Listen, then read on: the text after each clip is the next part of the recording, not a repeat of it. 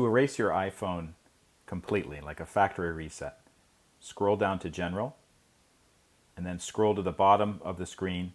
It says transfer or reset iPhone. Tap that, and then you're going to tap erase all content and settings.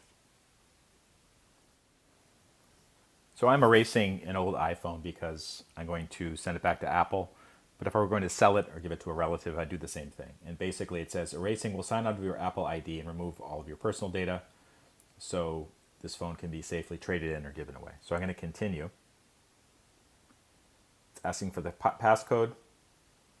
I'm going to change this passcode, by the way. Then I have to give the password for this particular device. So I've entered the password, and I'm going to select the option that says erase iPhone.